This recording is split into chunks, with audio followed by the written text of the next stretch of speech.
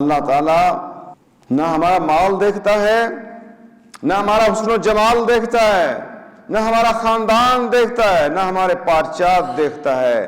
اللہ دیکھتا ہے تو مومن کا اندر کا باطن دیکھتا ہے۔ اللہ خود قرآن میں فرما رہا ہے ان اکرمکم عند اللہ اتقاکم، اللہ تعالیٰ کے نزدیک تم میں زیادہ عزت والا وہ ہے جو تم میں سب سے زیادہ متقی ہے، پرہیزگار ہے۔ پرہیزگاری کو اختیار کرنا ہے، تقوی کو اختیار کرنا ہے، اور اللہ کے خوف کو ہر وقت اپنے جسم پہ جو ہے وہ طاری رکھنا ہے کہ کسی صورت کے اندر بھی آپ ایسے حال میں نہ رہیں کہ آپ کا ڈر ختم ہو جائے۔ اور یاد رکھیے گا جو اللہ سے ڈرتا ہے اور جو اللہ کا خوف رکھتا ہے اور اس کے لیے اللہ نے کیا مقام تیار کیا ہے، اللہ کا ڈر اور خوف جو ہے اس کے متعلق قرآن ہمیں کیا سبق دیتا ہے۔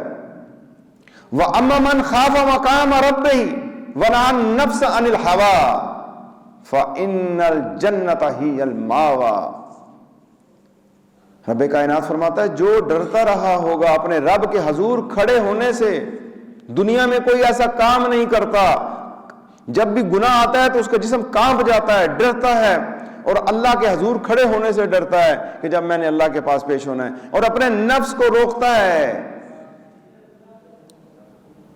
اپنے نفس کو روکتا ہے، اپنی بری خواہشات کو دباتا ہے اور ان خواہشوں کے پیچھے نہیں بھاگتا، تو پھر کیا ہے فَإِنَّ الْجَنَّةَ هِيَ الْمَأْوَىٰ۔ جو بندہ اللہ کے حضور کھڑے ہونے سے ڈر گیا، جس نے نفس کی بات نہیں مانی اور ہر بری خواہش سے اس نے روک لیا، پھر رب نے اس کا ٹھکانہ جنت میں بنایا ہے، پھر وہ جنت میں جائے گا۔ اور جو اللہ کے حضور کھڑے ہونے سے ڈر گیا، اس کے لیے ایک جنت کا نہیں، میرے رب نے 2 جنتوں کا وعدہ کیا ہے۔ وَلِمَنْ خَافَ مَقَامَ رَبِّهِ جَنَّتَانِ۔ جو اللہ تعالی عز و جل کے حضور کھڑے ہونے سے ڈر گیا، اللہ نے اس کے لیے 2 جنتوں کا، جنت عدن اور جنت ماوا، اتنی 2 بڑی جنتوں کا اللہ نے اس کے ساتھ وعدہ کیا ہے۔ تو اس ڈر کی جگہ یہ دنیا ہے، ابھی سے ہم اپنے اندر ڈر پیدا کریں۔ اگر ہم اللہ سے ابھی نہیں ڈرتے تو پھر قیامت والے دن